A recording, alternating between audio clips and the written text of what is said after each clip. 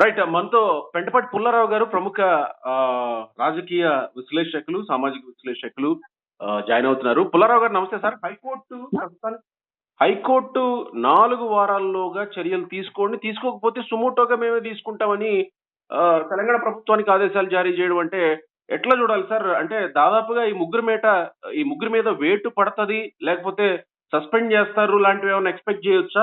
కడియం శ్రీహరి, దానం నాగేందర్, తెల్లం వెంకట్రావు ఈ ముగ్గురి మీదనే కంప్లైంట్ ఫైల్ అయింది.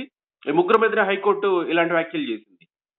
ఎప్పుడైతే 1985 యాంటీ డిఫెక్షన్ లా తీసుకొచ్చారో అప్పటి నుంచి తగాదాలు ఇది వెంటనే హైకోర్టు సస్పెండ్ చేశారు. లేదు, స్పీకర్ సస్పెండ్ చేసిన. ఎందుకంటే చాలా సీరియస్ ప్రాబ్లం. 1985 వచ్చిన చట్టం యాంటీ డిఫెక్షన్ అసలు ఎమ్మెల్యేలకి ఎంపీలకి హక్కులు లేకుండా చేశారు. వాళ్ళ పార్టీలు అయినా వినాలా చేశారు. ఎన్ని కేసులు జరిగినాయి అప్పటి నుంచి సుప్రీంకోర్టు వరకు ఈ కేసు వెళ్తారు. ఏ తీర్పు ఇచ్చినా ఒకవేళ ఈ స్పీకరు ఒక రకమైన తీర్పిస్తే ఆపోజిషన్ పార్టీ సుప్రీంకోర్టుకి వెళ్తారు. అదేంటో చూడాలి. సో వెంటనే నిర్ణయం వచ్చేది లేదు. ఎందుకంటే ఇది ఎలక్షన్ ఈ పని ఉన్నది. అందువల్ల మనం వెయిట్ చేయాలి, చూడాలి ఎలాంటి ఆర్గ్యుమెంట్స్ తీసుకొస్తారు స్పీకరు, చీఫ్ మినిస్టరు, ఆ పార్టీ నుంచి వెళ్ళిన వాళ్ళు, ఎమ్మెల్యేలు. సో ఇమీడియట్ గా యాక్షన్ తీసుకోమని చెప్పింది. యాక్షన్ తీసుకోకపోతే మళ్ళీ రిమైండర్. యాక్షన్ తీసుకోకపోతే మేము సుమోటోగా తీసుకుంటామని అంటుంది కదా సార్. తీసుకుంటారు, దానికి సుప్రీం కోర్టుకి వెళ్తారు. సో అందరికి తెలిసిన విషయమే కదా ఈ ప్రాసెస్. అప్పటికి ఇంకో 10 మందో 20 మందో 30 మందో జాయిన్ అవుతాయి. అది మళ్ళీ మాదంతా డిఫెక్షన్ ఒకటే చేసామండి, ఒక రోజు చేసామండి, అయిపోయిందని చెప్తారు. మొత్తం 39 మందిలో 26 మంది జాయిన్ అయిపోతే మొత్తం టీఆర్ఎస్ ఎల్పీనే విలీనం చేసేటువంటి పరిస్థితి వస్తుంది అనేది జరుగుతున్నటువంటి చర్చ. ఒకవేళ అలాంటి పరిస్థితి ఏమన్నా వస్తే కంప్లీట్ గా విలీనం అయిపోతే ఇంకా ఏ సమస్య ఉండదు కదా సార్. అంటే బేసిక్ సమస్య ఏమి ఉండదు. పార్టీ మాదే అని కూడా పట్టుకుపోవచ్చు. ఏకనాథ్ షిండే మహారాష్ట్రలో చేసినట్టుగా 57 ఎమ్మెల్యేలు ఉంటే 41 మంది ఆయనతో వెళ్ళిపోయాక ఆయనదే శివసేన అని పెట్టారు. అవును, కరెక్ట్.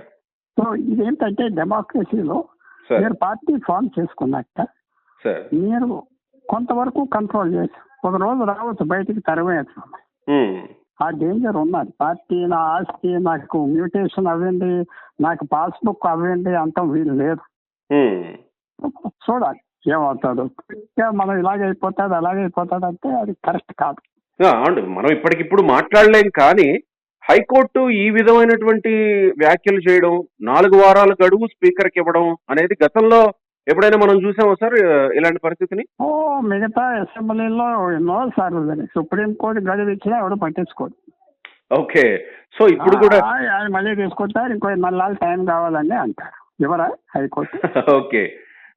సో స్పీకర్ ఎలాంటి చర్యలకి తీసుకుంటారు అని మనం దాని గురించి ఎదురు చూడాల్సిన అవసరం లేదా?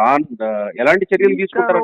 స్పీకరు వాళ్ళకి పాజిటివ్ గా చర్యలు తీసుకుంటే ఇంకా ప్రశ్న లేదు. ఓకే. అది హైకోర్టుకి అది ఏంటంటే స్పీకర్ ఫుల్ పవర్ ఉంది. అవును కదా సార్. స్పీకర్ యాక్షన్ ఏ రకంగా తీసుకుంటాడు? ముగ్గురు వచ్చారు, ఆ 26 మంది వస్తే ఇంకో రకంగా ఉంటారు. మనం కేర్ఫుల్గా వెయిట్ చేసి వాచ్ చేయాలి. అంటే గత ప్రభుత్వంలో బీఆర్ఎస్ అధికారంలో ఉండగా 12 మంది కాంగ్రెస్ ఎమ్మెల్యేలు పోయినప్పుడు వాళ్ళు కూడా హైకోర్టులకు వెళ్లారు. ఏం జరిగింది చివరి వరకు చూసాం కదా. మనలో మన మాట ఈ చట్టం నేను అంటున్నాను, చాలా మంది ఈ చట్టం ఉండకూడదు. ఎందుకు ఉండకూడదండి?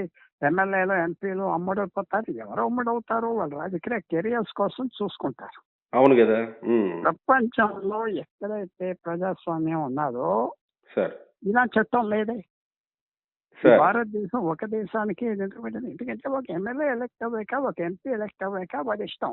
పొద్దున్న లేచి ముఖ్యమంత్రి నాకు సరిగ్గా మాట్లాడలేదు నాతో వెళ్ళిపోతానంటే ముఖ్యమంత్రులు ప్రధానమంత్రులు కంట్రోల్లో ఉంటారు కదా.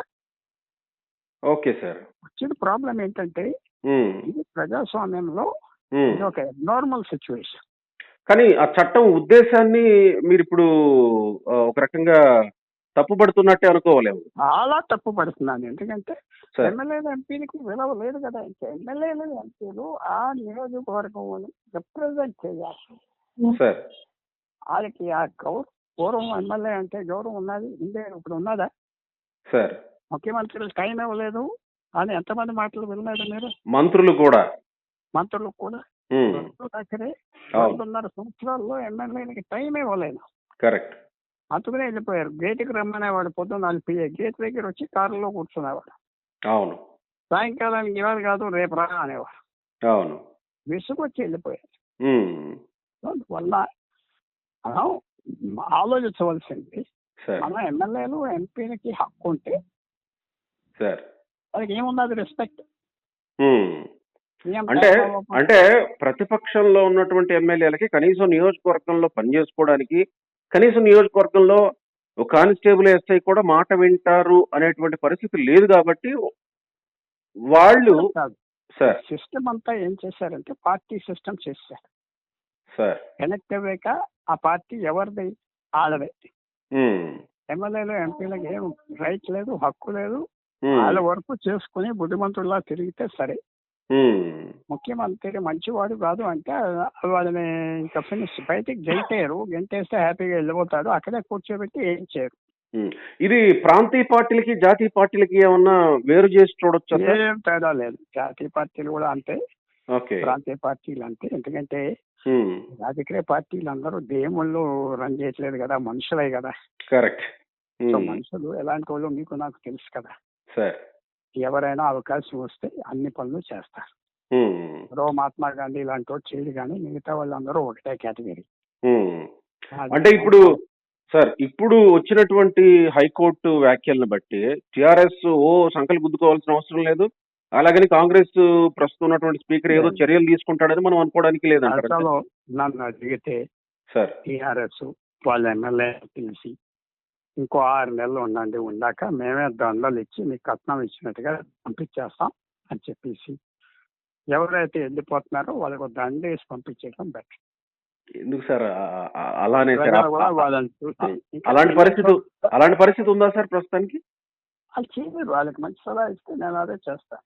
నేను కేసీఆర్ గారు అలాంటి వాళ్ళ మాట వింటే వాళ్ళని పిలిచి మీకు ఫేర్వెల్ డిన్నర్ ఇస్తున్నాం పోండ్రా అని ఆ డప్పులతో పలకీల్లో తీసుకెళ్లి ఆ రేవంత్ రెడ్డి గారి ఇంటికాడ పెట్టి తినిపిసి వచ్చేస్తే ప్రజలు మళ్ళీ వాళ్ళని ఎప్పుడు ఎన్నిక చేయరు.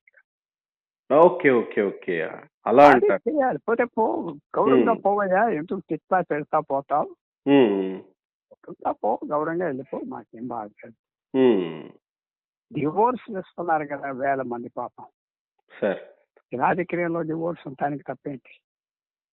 లాస్ట్ టైం అదే జరిగింది కదా. గతంలో ఎవరైతే 12 మంది పార్టీ మారారో వాళ్ళని ఒక్కళ్ళని కూడా గెలిపించలేదు తెలంగాణ ప్రజలు.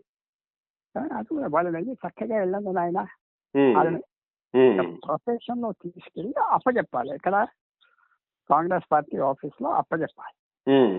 డప్పులు మేళాలు పెట్టి తీసుకెళ్లి అప్పచెప్తే ప్రజలు కూడా మెచ్చుకుంటారు, మంచిగా చేస్తున్నారు వీళ్ళ కోసం. అలాగే అక్కడ వెళ్ళిన చోట విలువ ఉండదు ఇంకా. అది అంటే అంటే కరెక్టే, మీరు అన్నది కరెక్టే, గానీ రాజకీయ పార్టీలు అలా చేస్తాయని మనం అనుకోగలమా? ఎవరు ఎలాగో పారిపోతున్నారు. పారిపోయేవాడికి ఇదిగోరా బాబు నేను సాయం చేస్తాను, జాగ్రత్తగా వెళ్ళిపో అంటే ఎంత విలువ వస్తుంది? అలా చేయలేరు కదా సార్. సో ఇప్పుడు నా అప్రోచ్ అది. వాళ్ళు అందరూ అంతా ఇంకో ఇస్తారు కదా పక్కన లాయపీఎల్.